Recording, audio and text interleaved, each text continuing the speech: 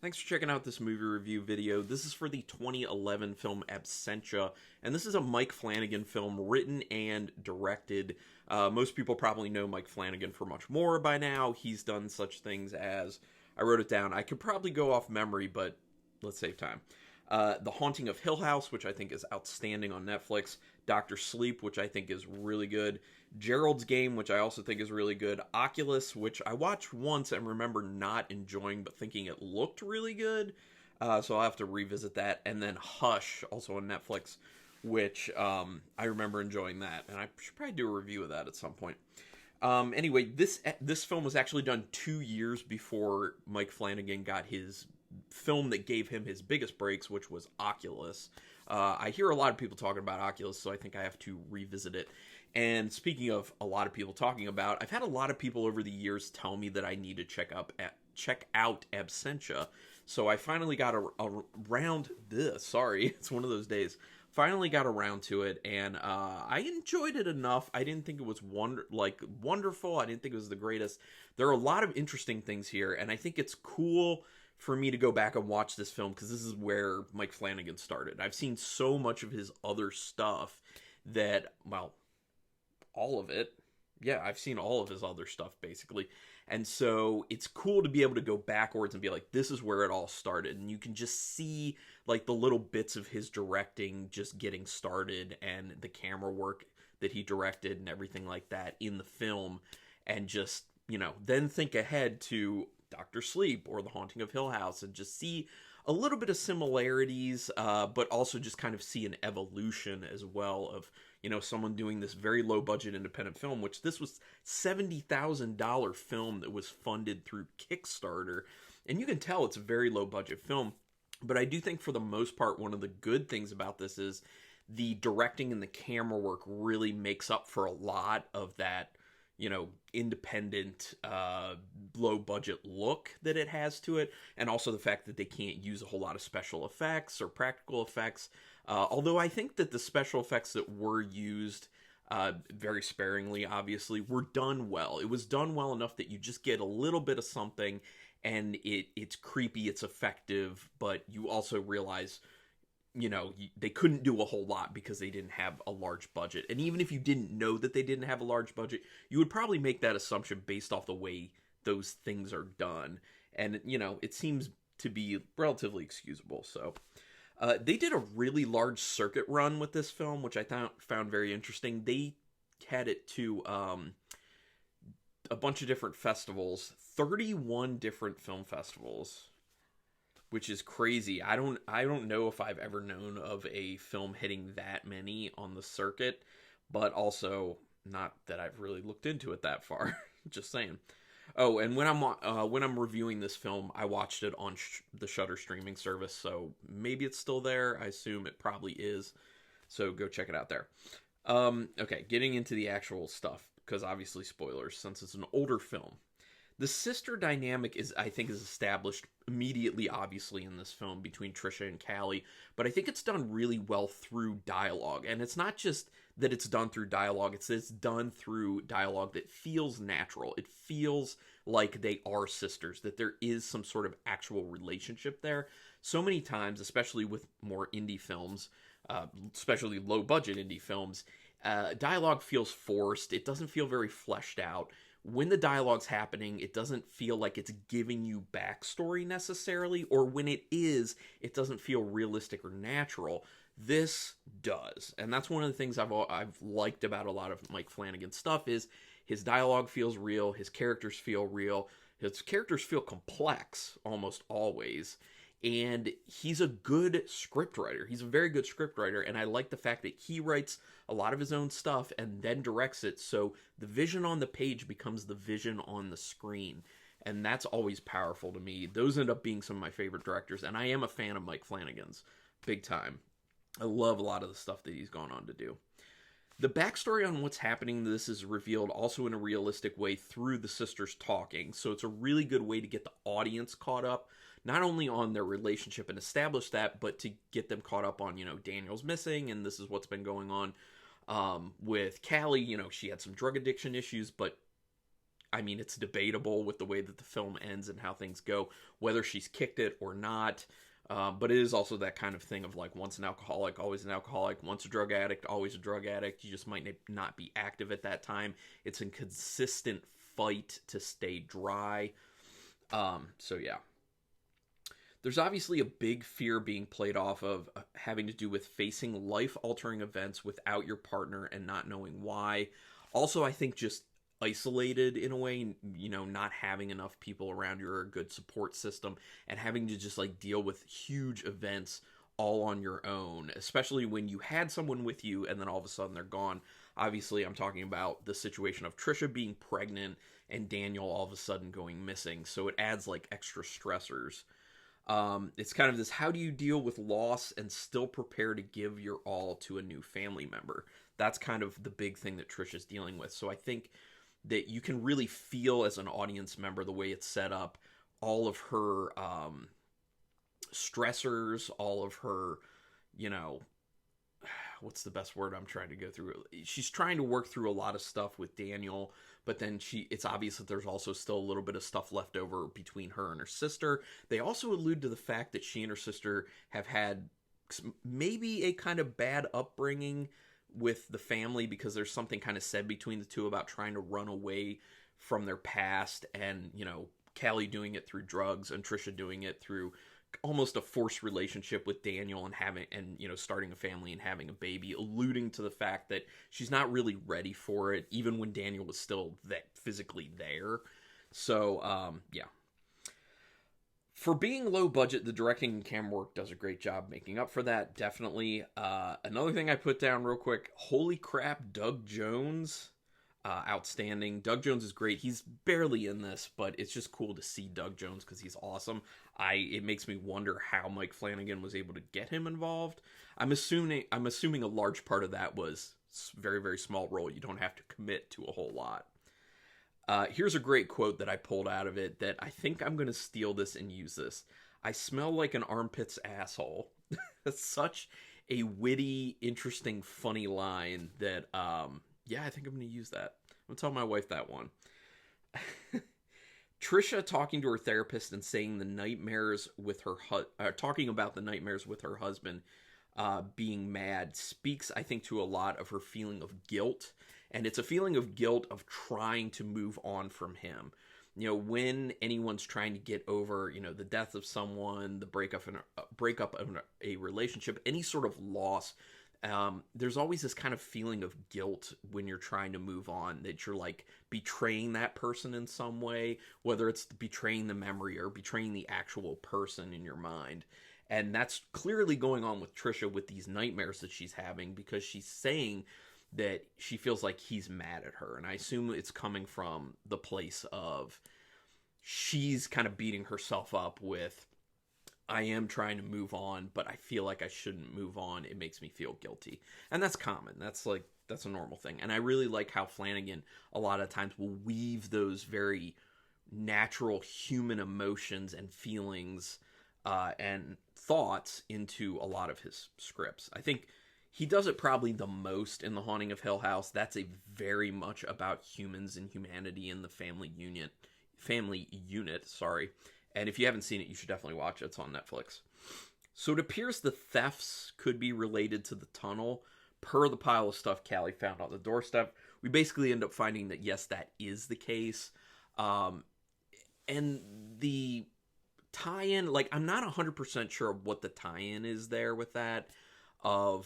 I guess that seems like it was a trade. That was that initial trade of her leaving food, and so she got those stolen goods from people's houses in return. And then in the end, she's trying to do the trade in the very end of the film, so I don't know if she actually ends up completing any sort of trade, because you don't see anything or anyone come out of the tunnel, but she disappears. And then you see her at the end.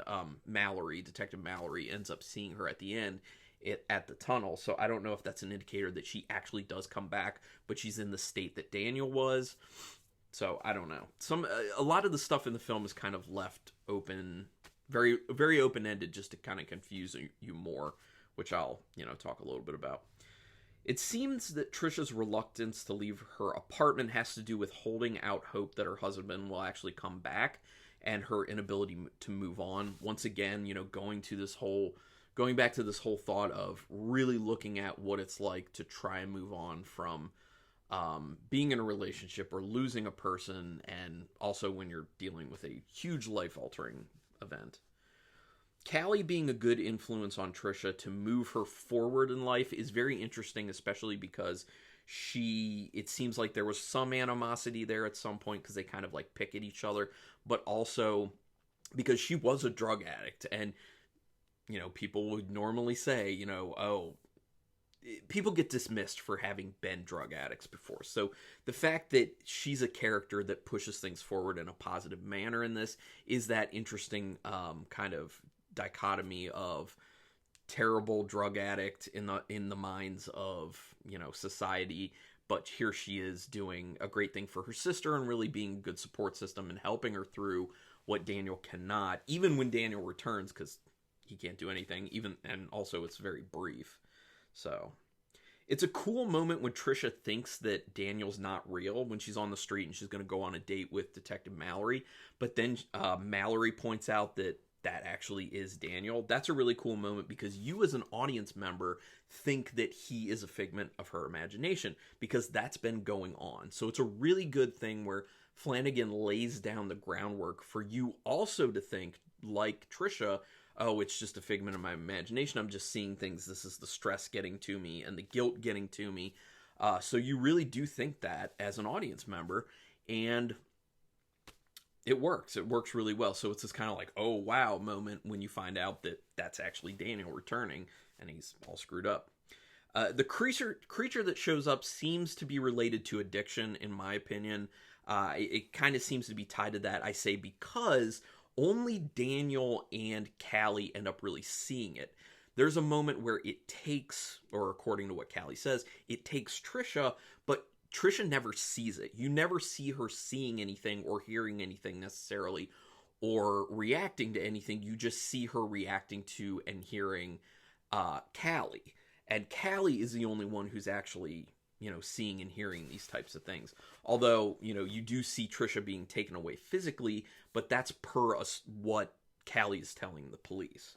So and Daniel obviously can see the creature as well. So I'm wondering, and I do think that this is the case. I'm wondering if it was intended, but I feel like this is how it plays out, is that it is a metaphor for addiction and you trying to get away from addiction, but it's always trying to come back for you. And once again, I say that because Daniel seemed to be in a state of like addiction, especially because of the way he looks when he comes back. And also Doug Jones's character, who ends up being found dead there, also looks like, a whitened drug addict who's very emaciated. So that's why I say that. Because of being low budget, the quick glimpses of the creature actually works really well, given the constraints. The premise of the tunnel taking many people over time is a really cool premise. I really like the introduction of this later on in the film. When you hear it, you just hope that that's what's actually at play, and then it's not a situation where Callie's just losing it, because I really hate when that's the situation in the film. You get to the end of it, and it's this thing like, oh, she's nuts, or oh, it was all a dream. Like, those things, I hate those things. They're so overdone, they're so cliche, they're so dumb, and I feel like they're cop-outs. So they have a path that you could go down, you could choose to believe to go down with this film that is that, but there's so much else thrown out there that I'm going to choose to believe that that's not the situation. So, and I really like that premise kind of thrown out there about the tunnel. Notice that at the end, Mallory does what Trisha does in the beginning of the film, which is making up happy scenarios about the person missing in their life. In the beginning, Trisha is going through all these kind of mental exercises of, I've thought about this scenario for why Daniel's gone, or, he's out there doing this or doing that. Well, Mallory, because he just lost Trisha, is doing exactly the same thing at the end of the film. So basically, Detective Mallory becomes Trisha, and that kind of dealing with the loss, dealing with the trauma, trying to move on as a feeling has been transmitted. It has moved from Trisha to Detective Mallory, kind of making the point that this is something going on in life that's always going on in life for someone somewhere. And a lot of the times it has to do with someone who's missing in their life, whether it's physically went missing or, there's a rift within the family or between those people and they're, emotionally missing or, whatever. Just saying. They throw a bunch of theories at you at the end to further increase confusion about what's really happening, but that kind of speaks to real life. So often people go missing and nobody knows why. Sometimes that information comes to light, but many times the case just goes cold.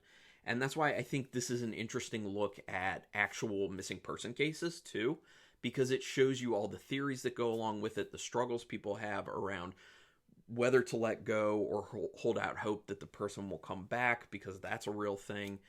Obviously it goes on with Trisha, and then it's also going on with Mallory, Detective Mallory, at the same time at the end. So it's a good look at all the emotions and all the issues that people go through if they physically lose someone, if someone they love or know becomes a missing person. It's that constant struggle, like I said, of, do I move on? Do I let go? Do I physically move apartments? Because if this person comes back, they won't be able to find me. And then dealing with the guilt of thinking about moving on, like Trisha does in this. So some stuff after the fact about the film. The camera work is shaky at times, but it's not actually as bad as I've seen in quite a few low-budget independent films, so not too bad, but there is some shakiness. The film does have a tendency to drag quite a bit at times because it relies very, very heavily on dialogue, but I think it does a decent job of, moving everything with dialogue, but there are some scenes that I think would have been better just being cut down. It seems like maybe it was stretched a little bit to try and hit kind of an hour-and-a-half mark, and I think some stuff really should have been cut down to make it a little more tight, because you don't need an hour-and-a-half for this film. I mean, I'm not talking about cutting a ton, maybe like 15 minutes or so. So, there's a tale of two sisters trying to deal with issues from their past in this, which, like I was saying, was alluded to about there being an issue from their childhood. One that would force themselves into a relationship, and the other one that chose to deal with stuff through drugs. And these are certainly things that people do in life. I feel this is an overall contemplation of how hard it is for people to move on in life, and that there are so many ways for a person to disappear from your life, whether it be physically or whether it be emotionally, like I was talking about, or, there's an argument and then you don't talk to each other. That person's still missing, and yeah, so that's just my thought on it. So I like the fact that this film brings up a lot of interesting points, and it really makes you think about these things, everything I've been talking about. But, it is kind of slow, and, it's not the best film. It's solid-ish. So I'm gonna, out of 5 stars possible with half stars in play, I'm gonna give it 2.5 stars, because I do feel very in the middle on it. But regardless, I'm glad that I checked this out, and it's great to see the beginnings of Mike Flanagan, especially since I've seen everything else that he's done, and look forward to what he's gonna do. But yeah, so anyway, put your comments down there. Let's talk about this film. I know plenty of other people out there have seen it, so let's talk about that. But do me a quick favor and hit that subscribe button, because if you like any video I've done, this one or other ones, that's your best way to repay me, is with a subscribe. Because it means a lot to me, and it can really help out with my channel growth, which I'm trying to accomplish, obviously. But regardless, I appreciate your time watching this, and until next time, keep it brutal.